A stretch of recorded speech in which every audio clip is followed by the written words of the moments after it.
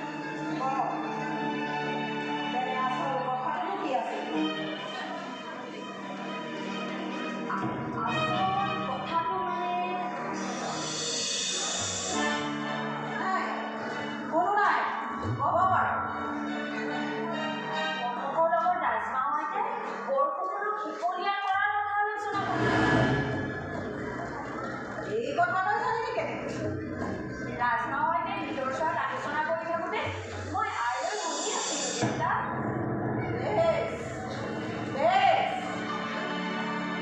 ৰাজমাৱে কনকৰ লগত বৰ ফুকনক দীঘলীয়া কৰাৰ কথা আলোচনা কৰিব পাৰে, কিন্তু তোৰ আৰু কনকৰ কি ফুকন আলোচনা কৰিব পাৰে? সঁচা কথা ক'বলৈ গ'লে বৰ ফুকনৰ গাৰ ৰখীয়াকেইজনক হাত কৰিবলৈ মোক এই দায়িত্ব দিছিল। কিন্তু কেনেকৈ আৰু কেতিয়া? অশান্ত ৰাজ্যখনৰ শান্তি স্থাপনৰ আমি সামান্য তিৰোতা হৈও সহ্য কৰিব পৰা নাই। আপোনালোক যিহকেই নকৰক কিয় দেউতা, মোৰ প্ৰাণ দেশৰ বাবে উৎসৰ্গা কৰিছে। আৰু যিদিনাই সময়ে সুযোগ দিব সেইদিনাই দেউতা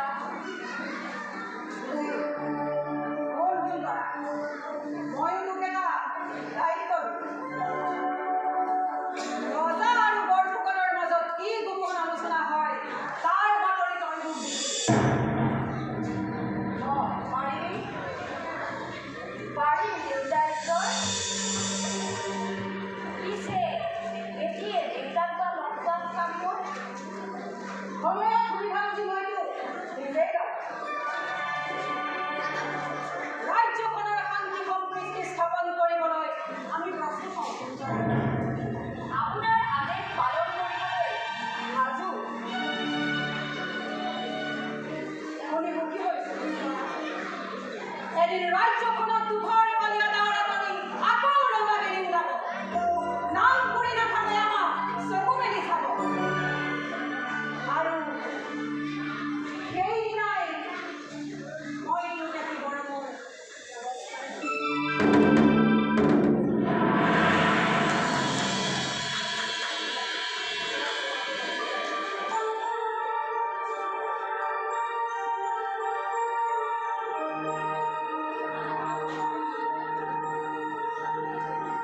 বৰ ফুকন আৰু ৰজাৰ মৃত্যুলৈ বেছিদিন ৰ'ব নালাগে। ৰাজ্যৰ চাৰিওফালে ৰাজ বিষয়াৰ ৰজাৰ মনত বিদ্ৰোহ জাগি উঠিছে। এইবাৰ আকৌ বৰপাত্ৰ গোহাঁইও বিদ্ৰোহী হৈ উঠিছে।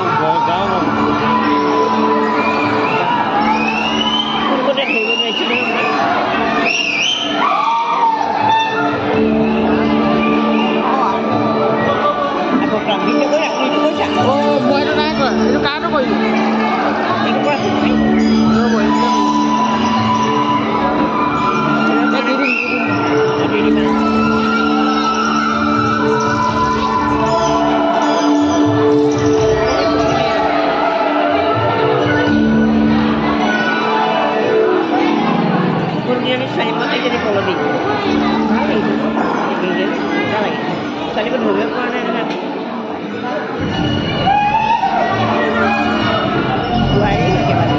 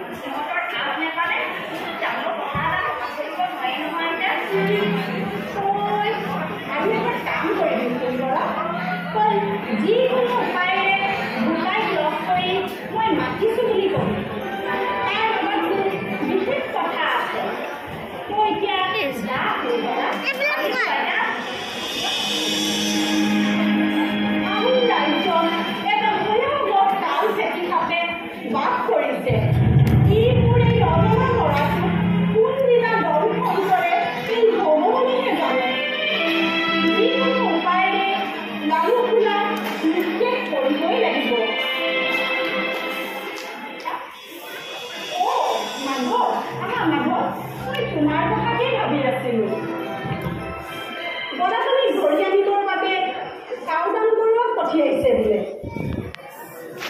গদাপাণি বোলে ঘৰ এৰি আঁতৰি গৈছে। এই মাত্ৰ গদাপাণিক কথাখিনি ক'লেহি। গদাপাণিক ধৰি আনিব নোৱাৰিলে জয়মতীক আমি ৰাজপ্ৰসাদ বোলে বিচাৰ কৰিব। যদি জয়মতীক চাওদাং লগাই ৰাজপ্ৰসাদলৈ ধৰি আনি বিচাৰ কৰেহি, তেন্তে বজাৰ পৰা দা ডাঙৰীয়ালৈকে সকলো ৰজাই বিদ্ৰোহী হৈ উঠিব। মাত্ৰ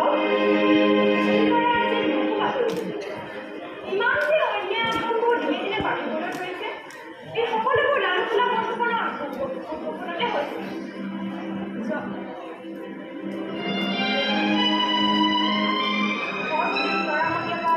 নকৰিবলগীয়া অন্যায় অবিচাৰ কামবোৰ কৰোৱাইছে।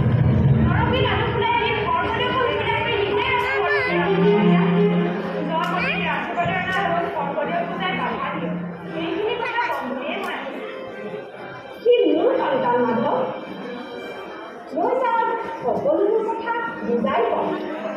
সি মোৰ কথা শুনিব লাগিব। মাধৱ কৰ্কদেৱ কেনে অন্যায় কামৰ পৰা আঁতৰি থাকিব। ৰাজমামীয়া মই এতিয়া আহিলোঁ, আপোনাকে যোৱা মাধৱ। হে দয়াময় প্ৰভু, মোৰ এই অজনা ল'ৰাটো লালুকলা বৰফুকনৰ ষড়যন্ত্ৰৰ ৰক্ষা কৰা প্ৰভু, ৰক্ষা কৰা।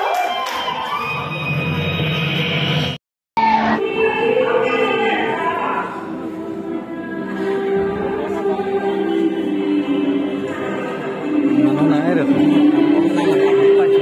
এই ফোনটো বেয়া হৈছে।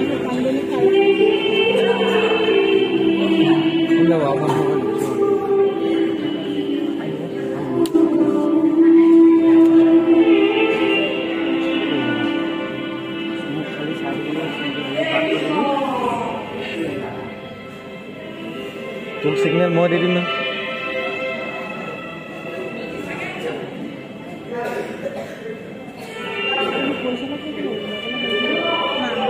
এইটো পইচা লওক। ডাইৰেক্টৰ মানে পইচা লওক।